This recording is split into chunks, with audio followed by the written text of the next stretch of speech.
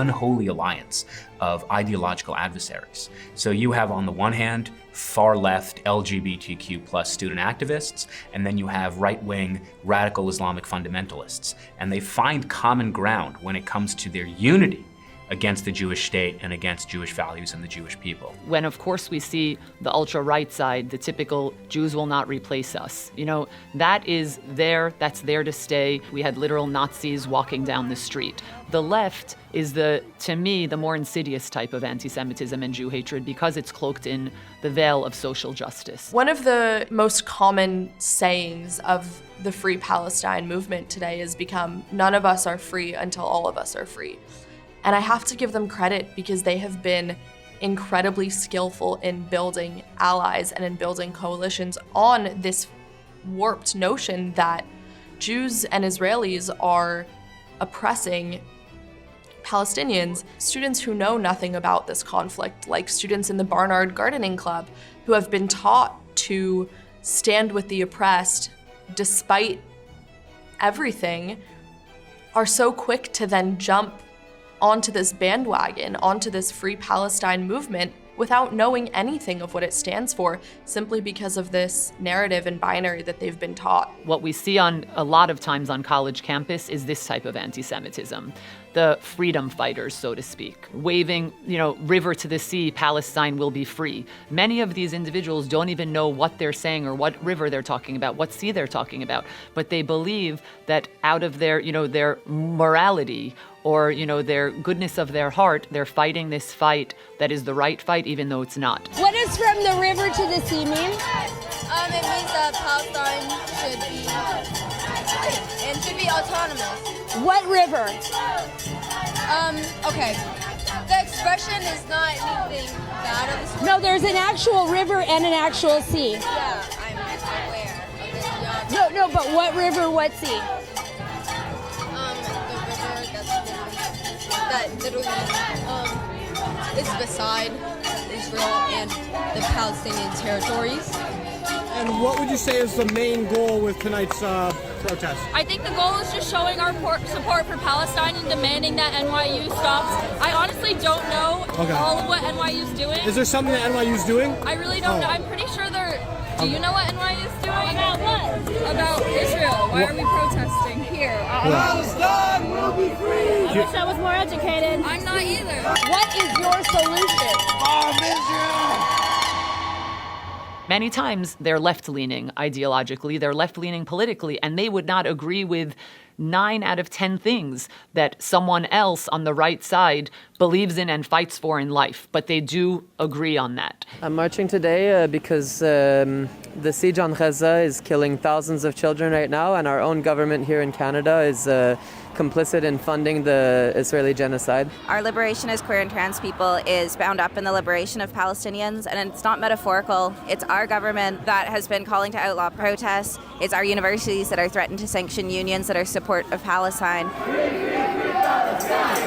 A big part of the Israeli propaganda machine is pinkwashing, so claiming that Israel is some kind of safe haven in the so-called Middle East for queer people. I often hear those kinds of statements that, oh, well, if you were in Gaza right now, you would be killed and all of this, but I would counter that with just because someone doesn't understand the lived experiences that I live, it doesn't mean that I am for their genocide. They're not all necessarily Arabs. I would even say majority of them are not Arabs.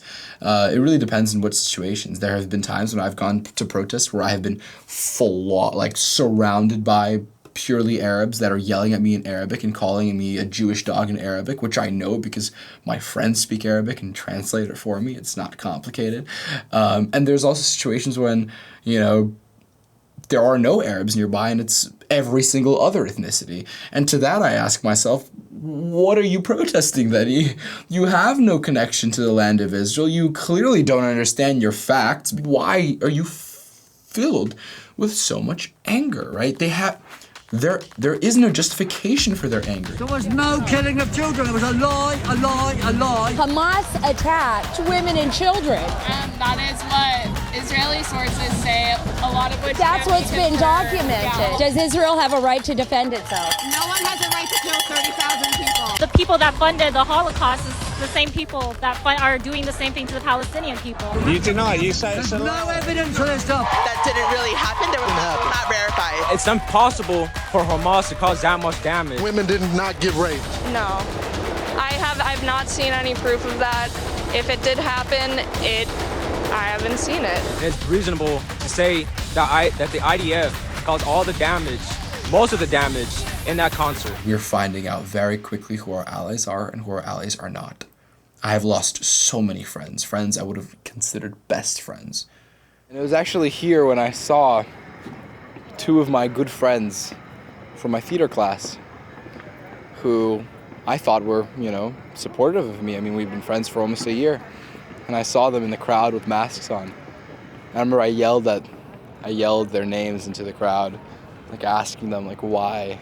It was a stab in the heart, like it was a stab in the back. My own friends, protesting against my existence.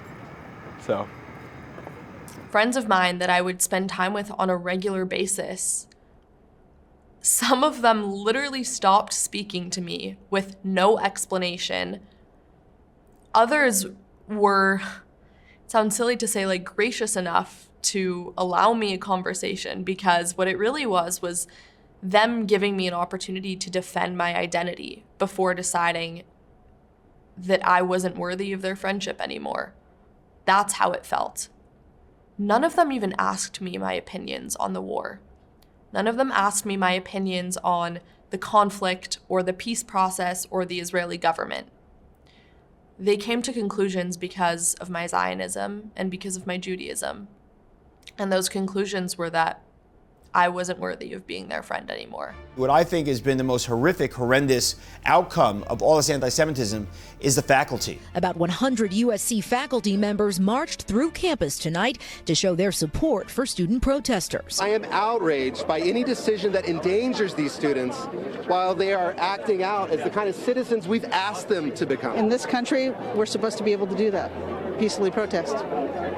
So I'm not sure why you call the police on that. We spoke with one of the organizers of the pro-Palestinian student-led group Divest from Death.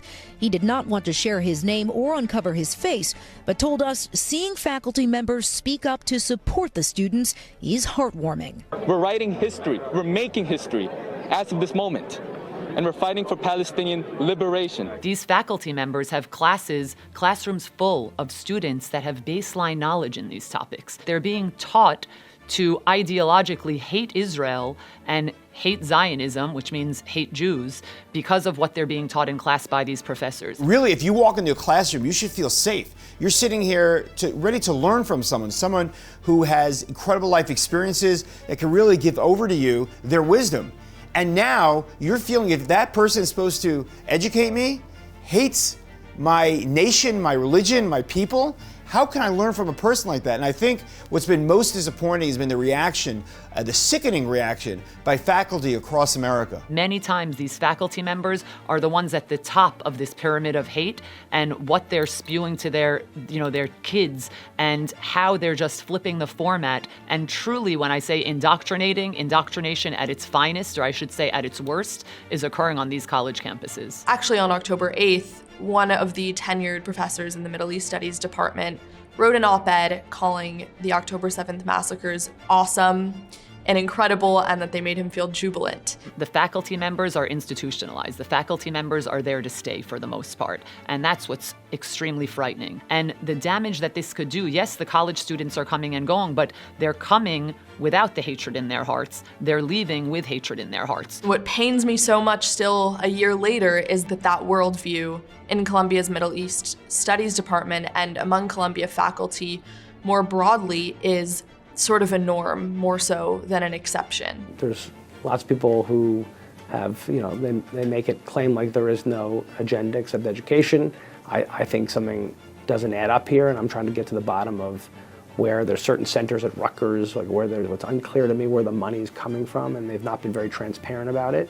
Asserting things that are so offensive, including right after the 7th, about how awesome, as we've seen in universities, people at universities say how awesome the 7th was. Hamas has punctured the illusion of invincibility. It was exhilarating, it was energizing. And if they weren't exhilarated, by this challenge to the monopoly of violence, by this shifting of the balance of power, then they would not be human. I encountered teachers, a history teacher of mine who was incredibly anti-Israel, to the point where when I spoke out against him, this was during online learning, he muted me because it was Zoom and he could do that. I literally got physically silenced. My response was very simple. I hung up an Israeli flag behind me because we had to keep our cameras on.